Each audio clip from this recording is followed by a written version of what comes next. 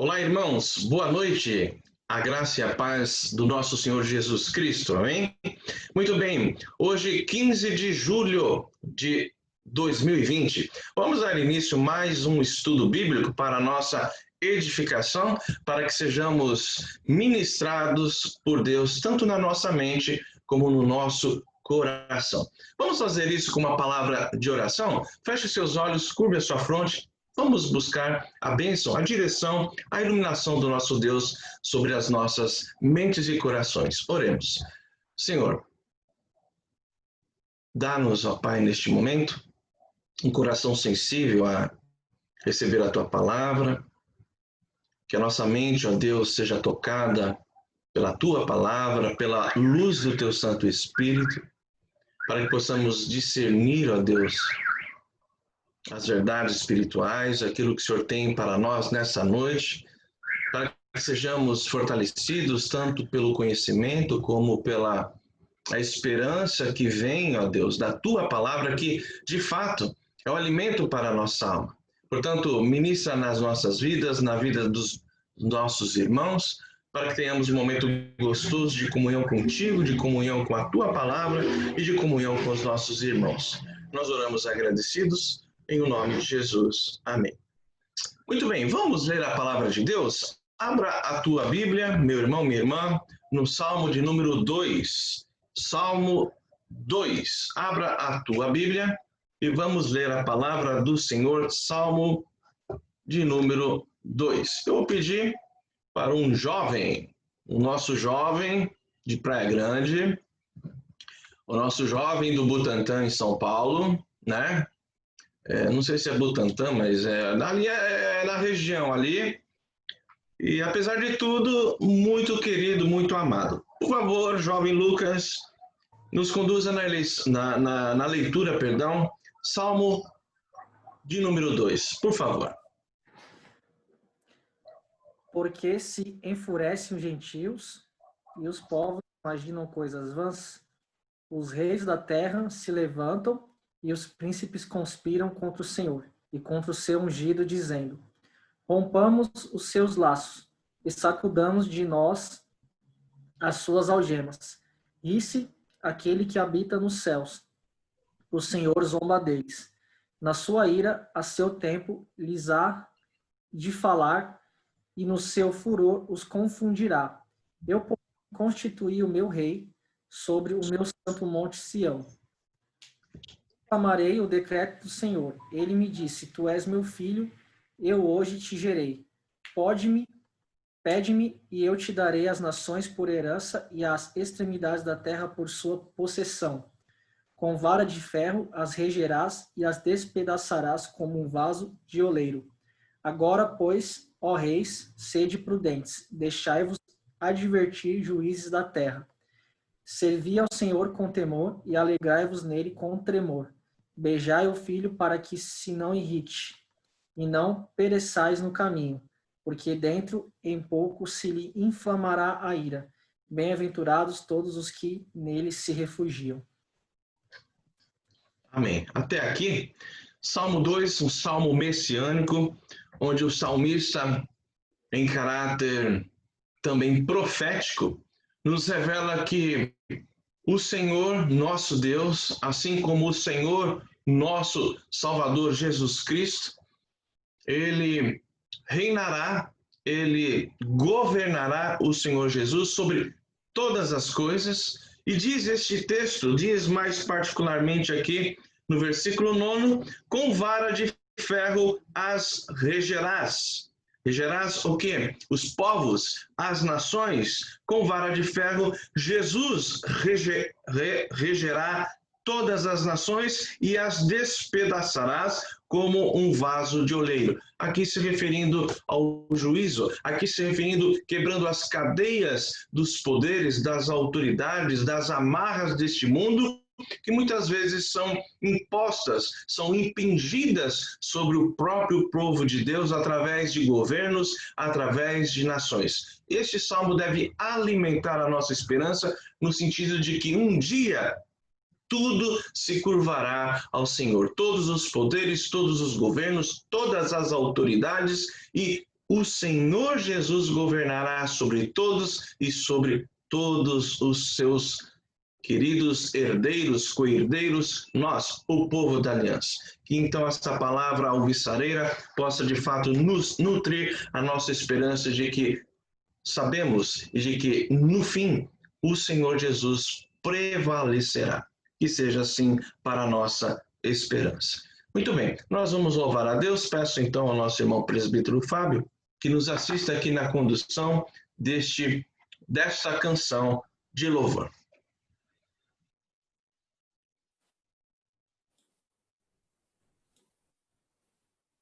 E o cântico acho que tem tudo a ver com o que o pastor falou agora, né? Esse cântico, a Márcia cantou na reunião de oração, um pedacinho, e eu gosto muito desse cântico, eu lembrei dele hoje. Então, ele diz, porque dele e para ele, por ele e para ele são todas as coisas. A ele a glória, para sempre. Amém.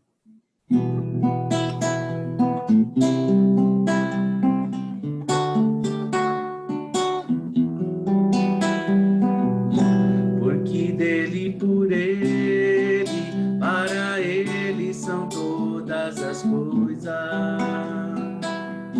Porque dele, por ele, para ele são todas as coisas. Porque dele, por ele, para ele são todas as coisas. Porque dele, por ele, para ele são todas as coisas. A ele a glória, a ele a glória, a ele a glória, para sempre. Amém. A ele a glória, a ele a glória, a ele a glória, para sempre. Amém. Quão profundas riquezas o saber e o conhecer de Deus, quão insondáveis seus juízos e seus caminhos, quão profundas riquezas o saber e o conhecer de Deus, quão insondáveis seus juízos e seus caminhos. A ele a glória, a ele a glória, a ele a glória, para sempre. Amém. A ele a glória, a ele a glória, a ele a glória, a ele a glória, a ele a glória, para sempre. Amém.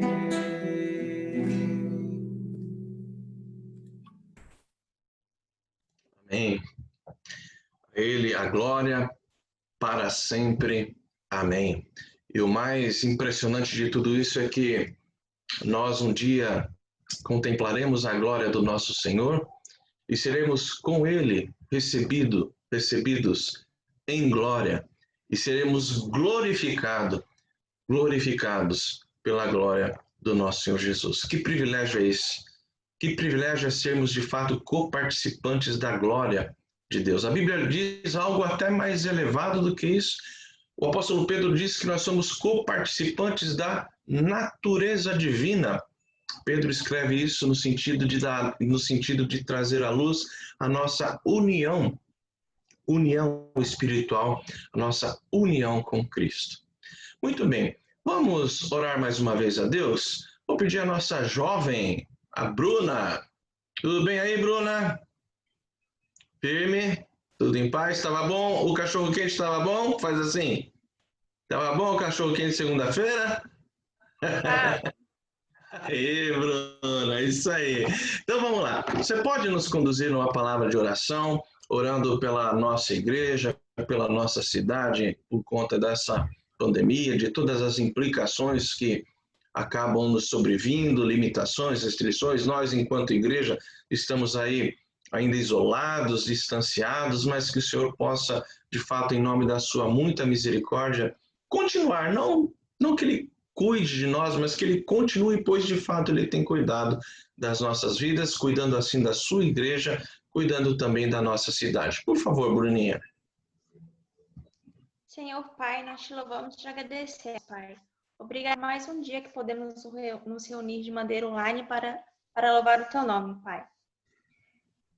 Obrigada por cada irmão que está aqui presente, Pai, que o Senhor possa guardar o teu povo, Pai, e que possamos continuar fortes em nossa fé, Pai, e que podemos sempre adorar o teu nome e fazer tudo para a glória dele, Pai.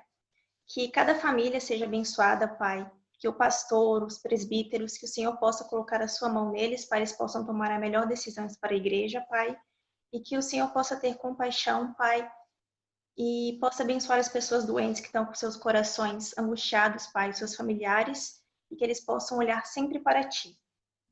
Em nome de Jesus, amém. Amém, que assim seja. Muito bem, vamos então ao nosso estudo propriamente dito. Vamos lá? Nós vamos voltar ao tema que eu apenas fiz aqui a título de introdução. Nós estamos estudando a aliança da redenção. Hoje vamos avançar um pouquinho mais, mas desde já quero fazer um convite.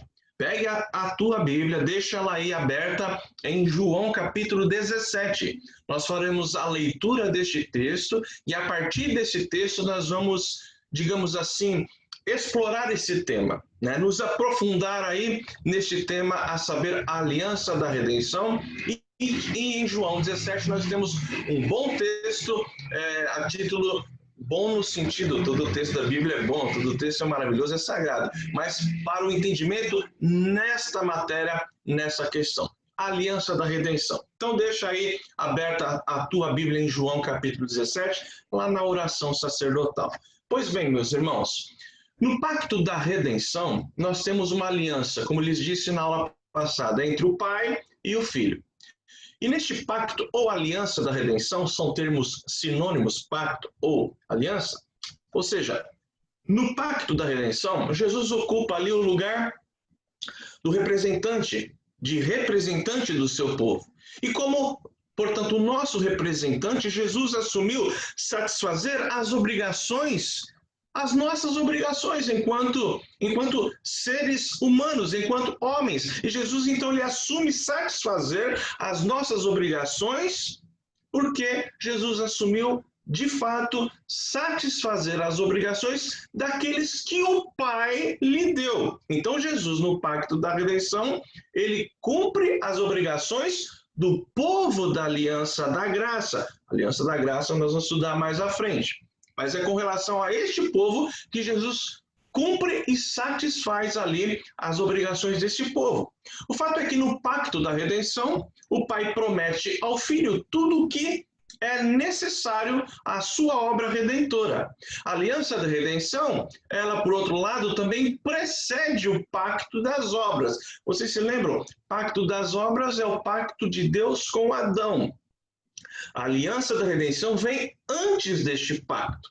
Até porque, por isso só, com essa sentença, com essa expressão, vocês já perceberam que a redenção, se o pacto da redenção, a aliança da redenção precede o pacto das obras, vocês podem entender que quando Deus criou todas as coisas, formou o homem, ele já sabia da queda e mesmo assim decidiu criar, decretou a criação e também decretou com Cristo, com o Filho, o pacto da redenção. Por quê? O pacto da redenção vem antes mesmo do pacto das obras. E é uma aliança, então, essa aliança é a aliança aqui da redenção, que torna possível a aliança da graça, que nós estudaremos mais à frente.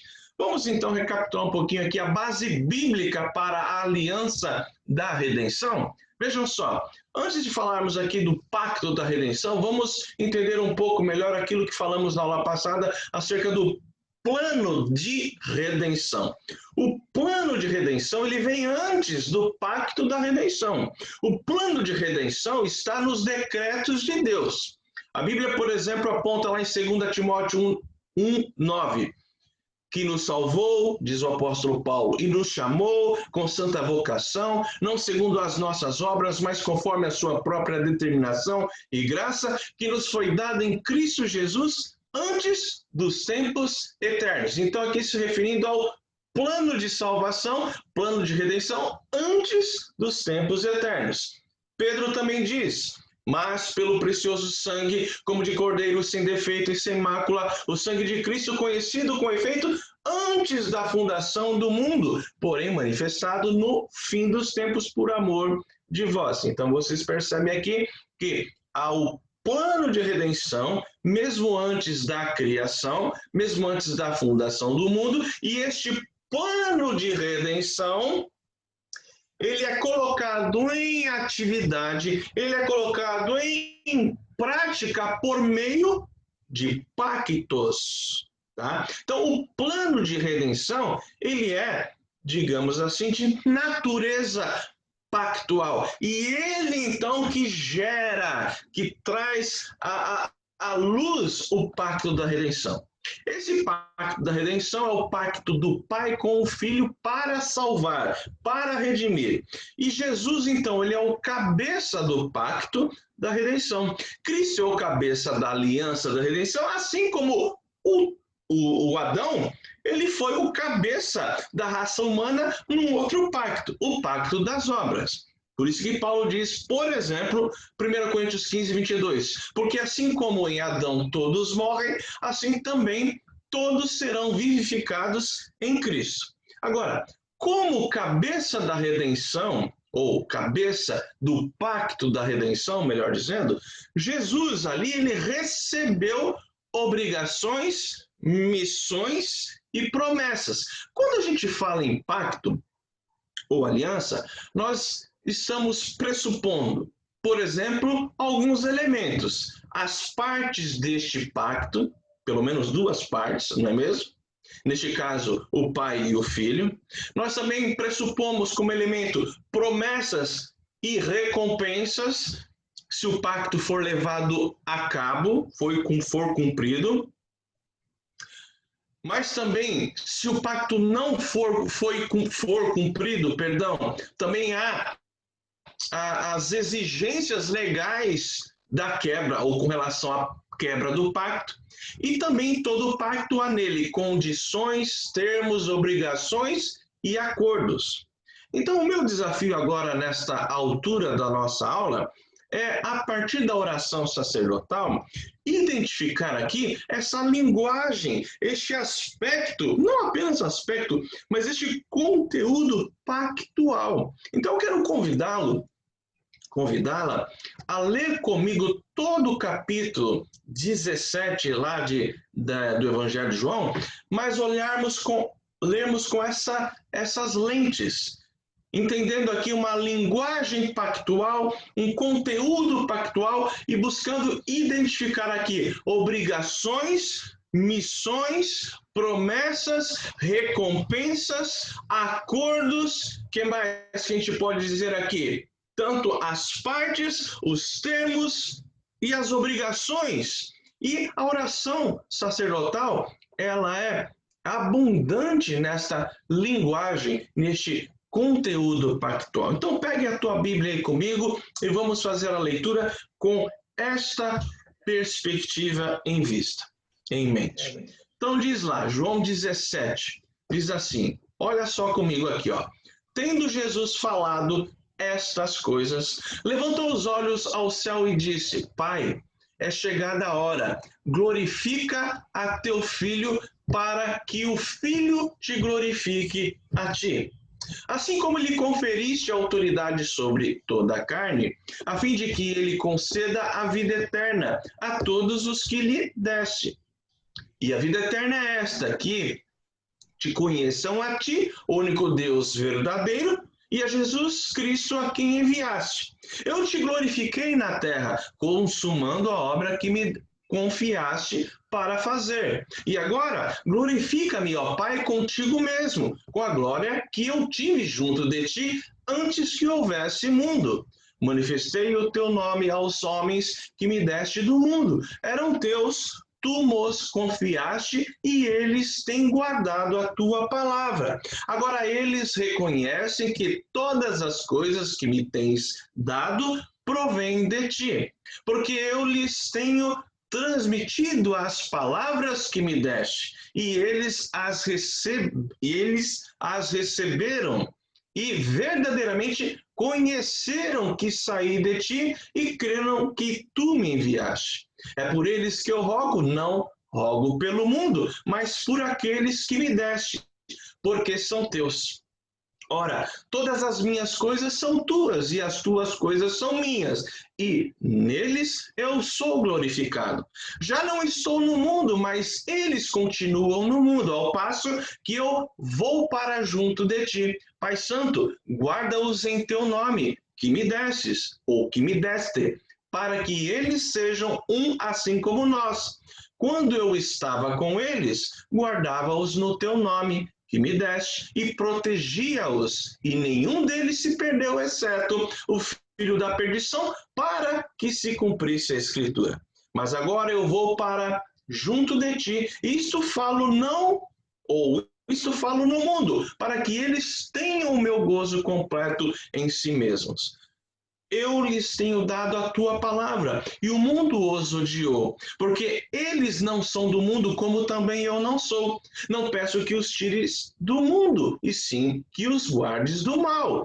Eles não são do mundo, como também eu não sou. Santifica-os na verdade, a tua palavra é a verdade. Assim como tu enviaste ao mundo, assim como tu me enviaste ao mundo, também eu os enviei ao mundo. E a favor deles, eu me santifico a mim mesmo, para que eles também sejam santificados na verdade. Não rogo somente por esses, mas também por aqueles que vierem a crer em mim, por intermédio da sua palavra, a fim de que todos sejam um, e como és tu, ó Pai, em mim e eu em ti, também sejam eles em nós, para que o mundo creia que tu me enviaste. Eu lhes tenho transmitido a glória que me tens dado, para que sejam um como nós o somos, eu neles e tu em mim, a fim de que sejam aperfeiçoados na unidade, para que o mundo conheça que tu me enviaste e os amaste, como também amaste a mim. Pai, a minha vontade é que, onde eu estou, estejam também comigo os que me deste, para que vejam a minha glória que me conferiste, porque me amaste antes da fundação do mundo. Pai justo, o mundo não te conheceu, eu, porém, te conheci, e também estes compreenderam que tu me enviaste. Eu lhes fiz conhecer o teu nome e ainda o farei conhecer, a fim de que o amor com que me amaste esteja neles e eu neles esteja. Bom, temos aqui a oração sacerdotal, e o desafio que eu lancei é para que nós observemos aqui a linguagem, o conteúdo pactual. Se vocês perceberam, se vocês leram aqui atentamente comigo, vocês vão notar aqui as partes, Cristo falando diretamente com o Pai, nessa linguagem, nesta relação pactual. Nós temos promessas citadas aqui por Cristo, contidas no pacto. Nós temos recompensas citadas aqui por Cristo, contidas no pacto da redenção. Nós temos condições, nós temos termos, nós temos obrigações e nós temos um acordo. Sim, por isso, um pacto entre o Pai e o Filho, que nós chamamos de pacto da redenção. Bom, agora o que eu vou fazer com vocês? Seria mais gostoso e até mais proveitoso se a gente pudesse estar agora presencialmente aqui para estudar esse texto. Mas vamos lá, o que temos é o meio online, graças a Deus por isso, vamos remi-lo, né? Vamos aproveitá-lo da melhor maneira. Então é o seguinte, vamos fazer a leitura novamente esse texto, mas de uma maneira pausada e parafraseada, onde eu vou trazer a lume aqui exatamente esses elementos pactuais, e vocês então espero que doravante enxerguem neste texto, em particular, a relação pactual, o pacto da redenção. Então vamos lá. Primeiro versículo novamente. Olha só, tendo Jesus falado estas coisas, levantou os olhos ao céu e disse: Pai, é chegada a hora, glorifica teu filho para que o filho te glorifique a ti. Vocês perceberam aqui que Jesus ele não está orando por algo que ele desconhecia. Mas se vocês perceberem, Jesus está orando aqui para que se cumpra aquilo que no pacto estava preconizado. Observe a expressão, glorifica teu filho para que o filho te glorifique a ti. Aonde tinha sido feito este acordo? No pacto da redenção. Olha só, versículo 2. Assim como lhe conferiste autoridade sobre toda a carne. Também é um elemento de pacto. Era a parte do Pai, enquanto o Filho esvaziado da sua glória, o Pai lhe conferiria autoridade sobre os homens. Porque Jesus, vocês não podem esquecer, que Jesus estava ali totalmente no seu ministério terreno, totalmente independente do Pai. E ele acrescenta aqui ainda no versículo 2, a fim de que ele conceda a vida eterna a todos os que lhe deste. Então vejam só, o que Jesus está falando? Assim como lhe conferiste autoridade sobre toda a carne, ele está falando na terceira pessoa, ele está falando do Filho, mas ele está falando dele mesmo, a fim de quê? De que o Filho, ou seja, de que o próprio Senhor conceda a vida eterna. Então, perceba aqui a questão da condição. Jesus receberia a autoridade vinda do Pai, isso estava no pacto, para que o próprio Filho, então, concedesse a vida àqueles a quem o Pai lhe entregara. Versículo 3. Estamos aqui tentando identificar a linguagem, a relação pactual. Versículo 3. E a vida eterna é esta, que te conheço a ti, o único Deus verdadeiro, e a Jesus Cristo, a quem enviaste. Versículo 4 agora. Eu te glorifiquei na terra. O que Jesus está falando? Olha só. Eu te glorifiquei na terra, consumando a obra, a responsabilidade, o pacto, as condições que me confiaste para fazer. Percebam aqui, Jesus falando, eu cumpri o que estava no pacto, consumando as obrigações do pacto, conforme o Senhor me confiou para fazer. Jesus está falando, eu cumpri a missão do pacto. Versículo 5. E agora, olha só, Jesus não é que ele está cobrando o Pai, mas ele está fazendo, ele está evocando, ele está trazendo na oração as bases do pacto, porque ele diz no versículo 5, e agora glorifica-me. Está vendo a relação de causa e efeito? Porque o Filho glorificou o Pai na terra.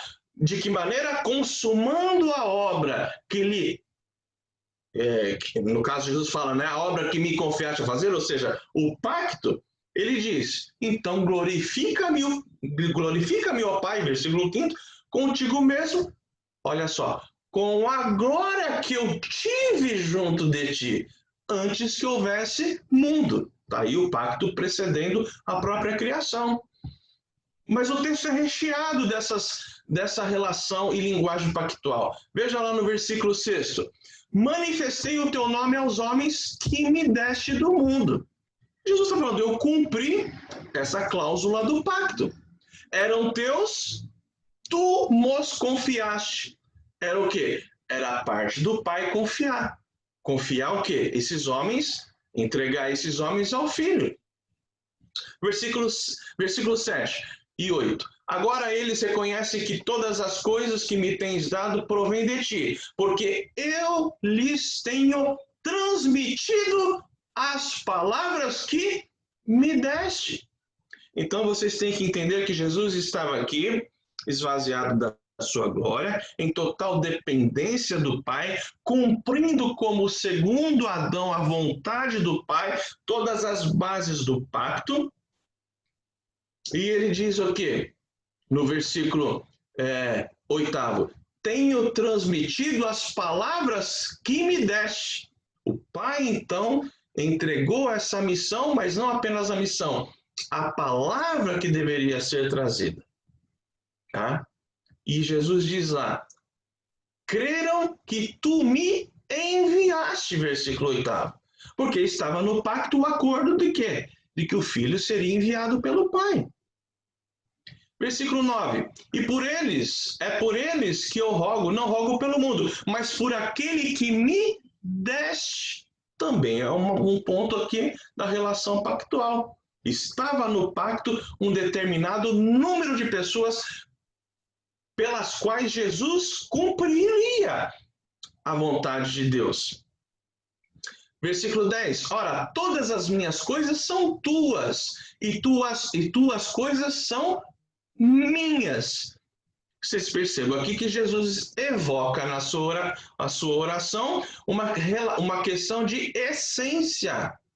Essência com o próprio Pai. Ele estava esvaziado da sua glória, é verdade. Estava aqui como um verdadeiro homem, verdadeiro Deus, é verdade, mas como um homem, como segundo Adão. Mas ele diz, todas as minhas coisas são tuas e as tuas coisas são minhas. É o acordo do pacto. Versículo 11, já não estou no mundo, mas eles continuam no mundo, ao passo que eu vou para junto de ti.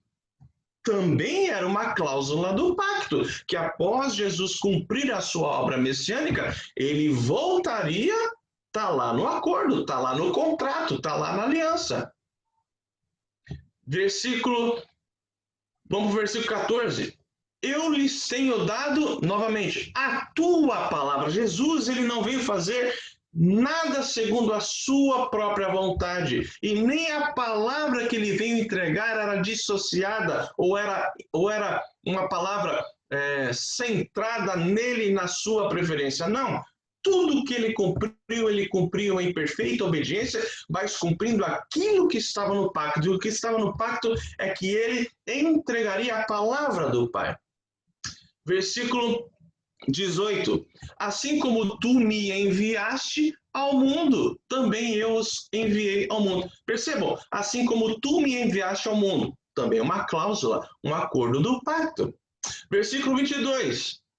Eu lhes tenho transmitido a glória que me tens dado. Por que a glória que me tens dado? Ele estava ali cumprindo como Messias, então desprovido da sua glória, mas aqui ele estava lá transmitindo a glória que, de acordo com as cláusulas do pacto, o próprio Pai daria ao Filho enquanto ele o quê? Cristo fizesse a vontade do Pai aqui na terra. Versículo 23. Eu neles e tu em mim, a fim de que sejam aperfeiçoados na unidade, para que o mundo conheça que tu me enviaste. Está lá no acordo, está lá no pacto. Versículo 24. Pai, a minha vontade é que onde eu estou estejam também comigo os que me deste. Está vendo que tem aqui uma questão proposital, definida e limitada? Jesus veio cumprir aqui o pacto da redenção em prol de um número determinado de pessoas. Que pessoas são essas? Aquelas que o Pai lhe conferiu, lhe deu. Ainda diz aqui na sequência do versículo 24, para que vejam a minha glória que me conferiste, porque me amaste antes da fundação do mundo. Então ele faz aqui menção da relação de amor que tinha e que havia e que sempre houve entre o Pai e o Filho, antes mesmo da criação de todas as coisas. Versículo 25 para acabar aqui. Pai justo, o mundo não te conheceu, eu, porém, te conheci. E também estes compreenderam que tu me enviaste. Estava no acordo que o Filho seria enviado pelo Pai. Então, vocês percebem aqui as partes do pacto, promessas tanto para Cristo, tanto para com aqueles a quem Cristo representou, ou seja, nós, a família da aliança. Então nós temos promessas, nós temos recompensas, nós temos condições, nós temos termos, obrigações e acordos. Mas aí você deve pensar assim, mas pastor, essa linguagem pactual, essa relação pactual se dá apenas quando Cristo veio ao mundo, quando ele veio exercer seu ministério terreno, ou há algo no Antigo Testamento que podemos entender que isso já era não apenas revelado, não apenas profetizado, mas de acordo com a revelação progressiva da redenção, já poderia ser observado essa relação pactual, aqui no caso o pacto da redenção? É óbvio que sim. Toda a doutrina tem a sua raiz no Antigo Testamento. Então eu vou mostrar para vocês aqui textos do Antigo Testamento. Verdade é que para mostrar isso eu preciso recorrer aqui textos messiânicos. Se nós estamos falando de uma relação pactual, tem que falar de uma relação entre o Pai e o Filho, entre o Pai e o Messias, textos lá do Antigo Testamento que apresentam essa relação. Então, por exemplo, Salmo 2, que nós lemos aqui na abertura do estudo, versículos 7 e 9. O que nós vemos lá? Olha só. Olha só. Jesus, não é Jesus que escreveu o Salmo, gente. Acho que nem precisaria ter dito isso. Mas o Salmo, como uma linguagem aqui, não apenas uma linguagem de cântico, uma linguagem de saltério, mas também trazendo a revelação e a profecia, diz lá, versículos 7 e 9 do Salmo 2. Proclamarei o decreto do Senhor. É o Filho falando. Ele me disse, então é o Filho agora falando que o Pai falou, tu és meu filho, eu hoje te gerei, pede-me e eu te darei as nações por herança e as extremidades da terra por tua possessão. Com vara de ferro as regerás e as despedaçarás como um vaso de oleiro. O que vocês percebem aqui comigo? Este salmo messiânico revela as partes do pacto, a missão do pacto e a promessa do pacto.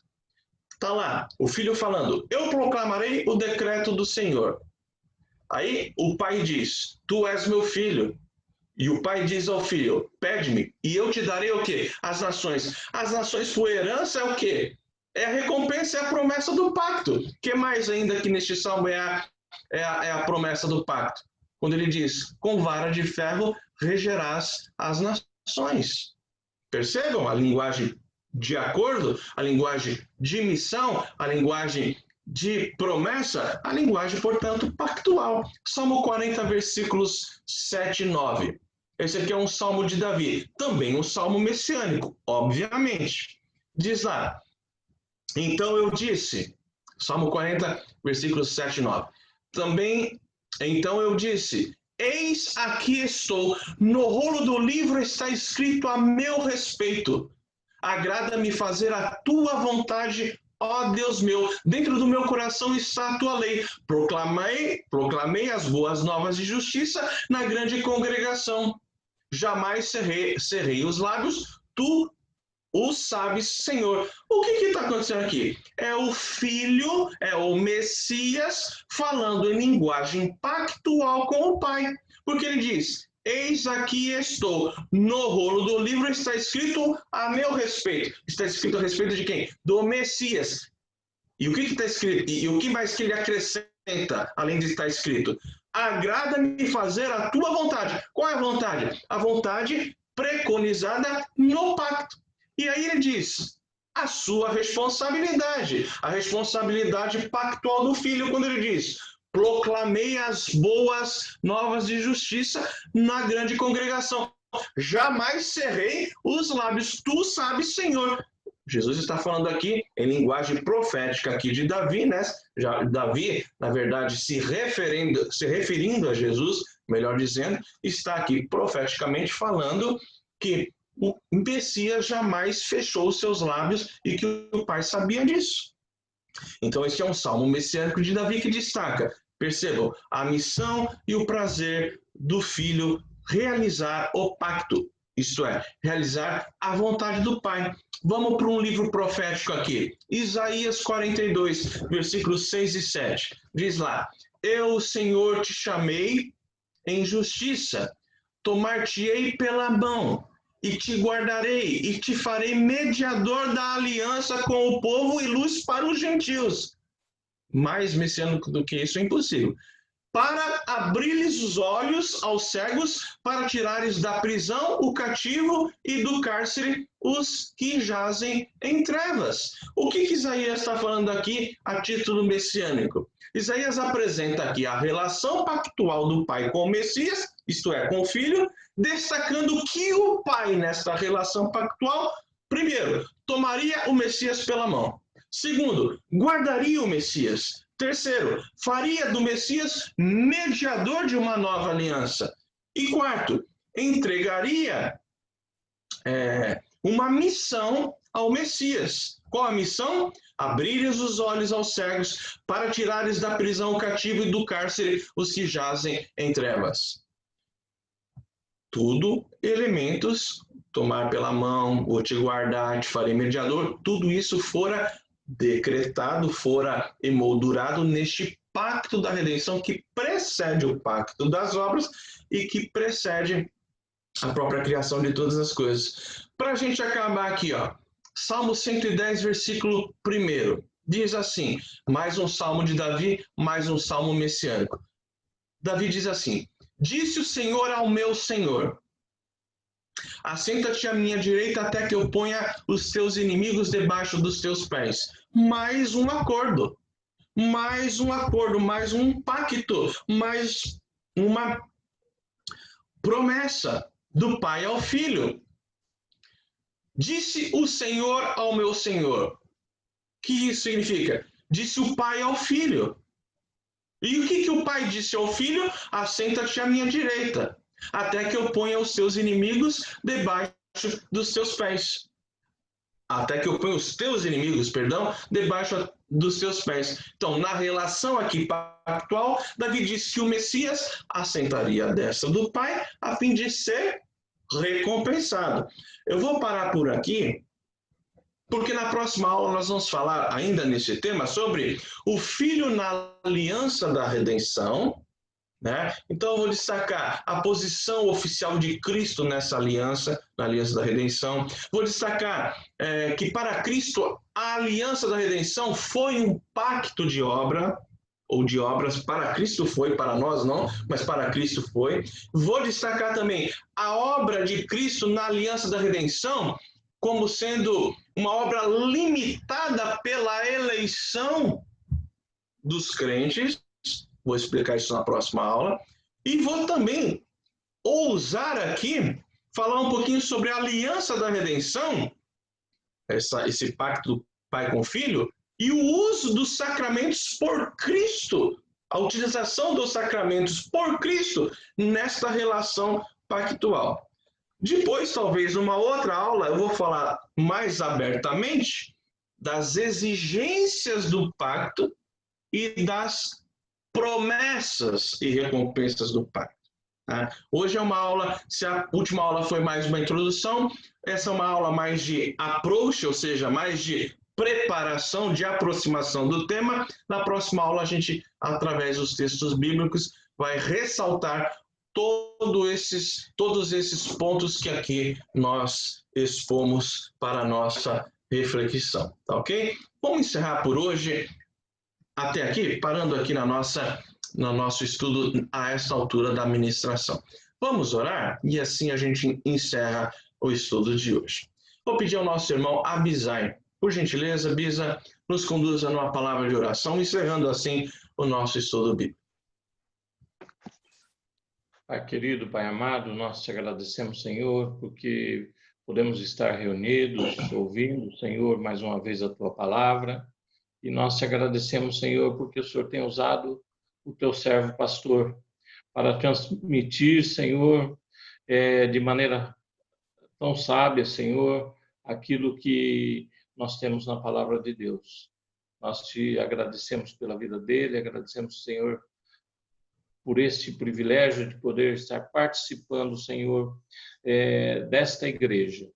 Esteja, Senhor, conosco no restante desta noite, guarde as nossas vidas, nos proteja, Pai.